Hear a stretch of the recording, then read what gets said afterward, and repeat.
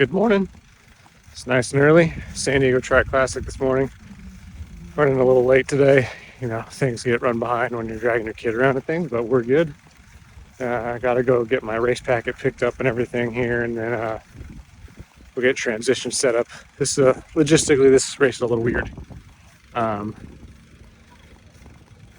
there's a transition from the swim to get to your bike. So you basically have to set up your bike transition and your run transition, but then also have another transition area to dump your wetsuit and put on your run shoes to run to get to your bike. So logistically, this race is a little different, but it's a really fun race. So here we go.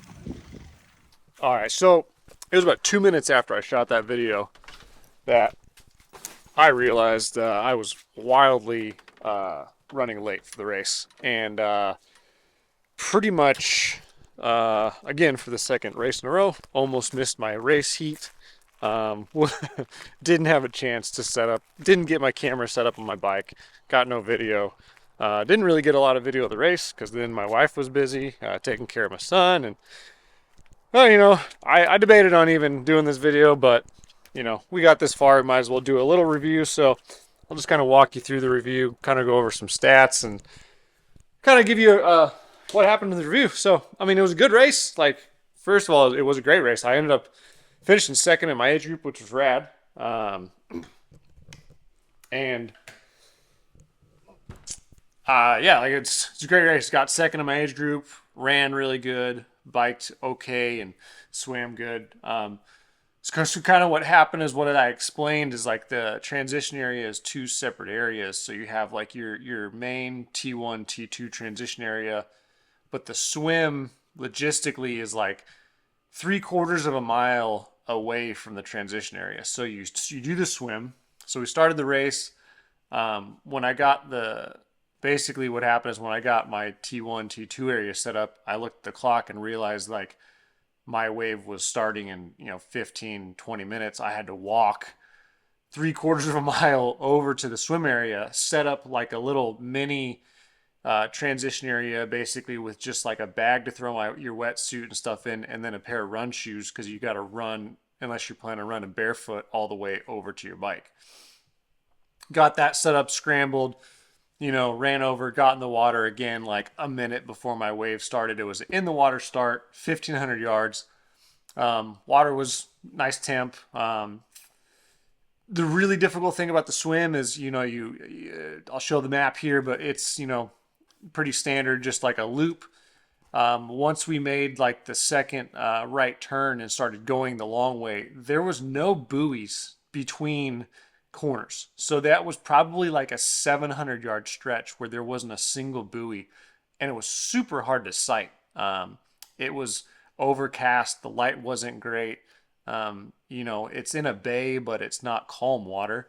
And it was really hard to sight where you were going. I have a form goggle that has the compass thing, so I knew my heading was going a direction. Was hoping it was the correct direction. And I really couldn't see the buoy until you're 200 yards away, and you're okay, that's where the buoy's at. So that was really difficult. Got kicked in the mouth like right away when the swim started. Like the first 25 yards, took a heel to the mouth, and it busted my lip. Like I knew it was bad because I was like tasting blood as I was swimming. So it like split my lip open. It was no harm, no foul, kind of just happens. But yeah, caught at someone's heel to my mouth real bad. It's kind of bruised up. And then about halfway through the swim, because I was in such a rush, I didn't have a good chance to get my wetsuit like squared away and situated on me. And I use whatchamacallit, that anti-chafe stuff. I normally put it on the back of my neck so the wetsuit doesn't rub me. Well, I missed that, and about halfway through the swim, I could just feel my wetsuit because I didn't get it fully situated on me. I could feel it rubbing the zipper part on the back of my neck, and I knew that was going to hurt really bad later, which it does. I got a big old like burn basically on the back of my neck from a wetsuit, just rubbing because I was trying to sight so much. Came out of the water, pretty decent swim for me. I think I was at like 27 minutes or so, and that's where That first little transition area is I struggled. My wetsuit got caught up on my timing chip and kind of goofed around with that. And it took me a minute to get my wetsuit off. And then you run that 3/4 of a mile to the bike. I got on the bike. It's a 2 lap course for us. So it's about 25 mile bike course with a good bit of climbing.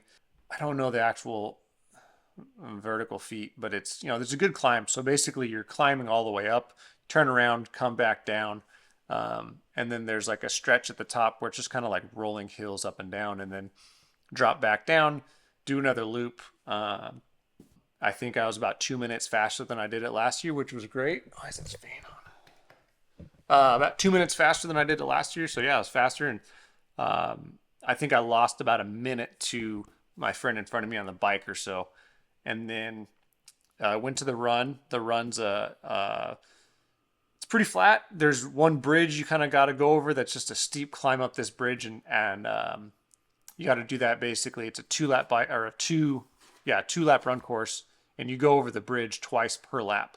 So got to go over that little elevation thing 4 times essentially, but felt good. Pace was good. Like I pushed because I knew normally I run a little bit faster than my buddy. So I was trying to hunt him down because I knew I was about 4 minutes behind him going into the run.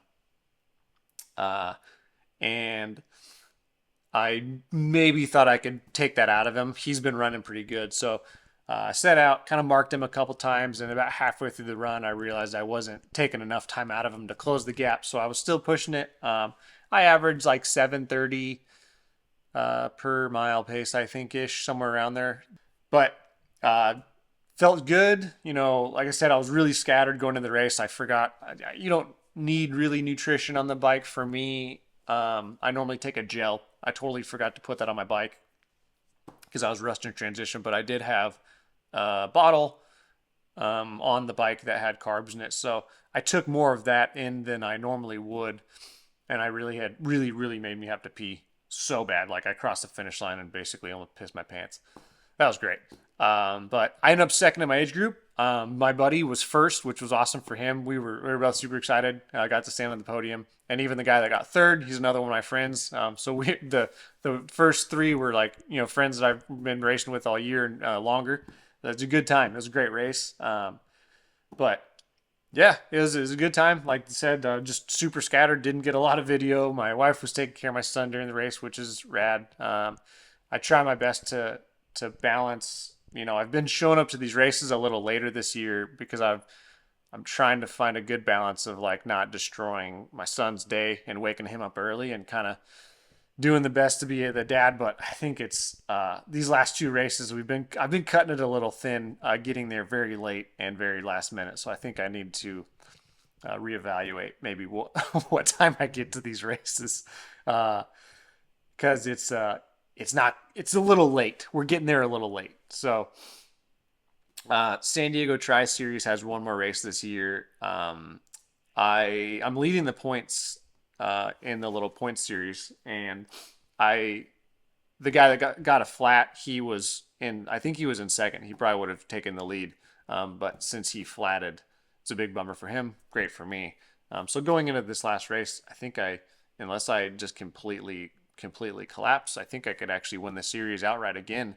Had a lot of really good results this year too. Like a first in the first race of the year, I was first place. I think I was sixth, and then a third and a fourth. Or third and a second in the last 2 races. So it's been a really great year for me. It's kind of cool, like to be racing this well and have the first years me being like a full time dad and everything. Like dad strength's real. I don't know what to say, but yeah, that's it. Kind of a not a lot of video in this race review because I didn't really get any, and it was just one of those days where I ran out of extra time to take care of the little things. But next month is I got the Mission Bay Triathlon in October, and then the week after that is the T100. So the next basically 2 races are kind of this big back-to-back races that I'm going to be doing, which should be good. It's Wednesday now. I raced on Saturday. No, it's Tuesday now. I raced on Saturday. Legs feel pretty good. I'm really working on trying to make sure that I can recover and bounce back for, a race the next weekend. So I did an easy spin yesterday, did an easy ride this morning, and probably go for a swim this afternoon, and then we'll kind of see how the legs feel. But yeah, we're working on trying to make sure that I can get recovered as quick as possible, so I'm ready for this next race. That's going to be, an Olympic distance and then the T100 distance back to back. So follow along for that. That's going to be probably the biggest challenge I've done in triathlon ever. So see you guys next time. Thanks for following along. Hopefully this wasn't an amazingly boring video, but yeah, we'll catch you next time.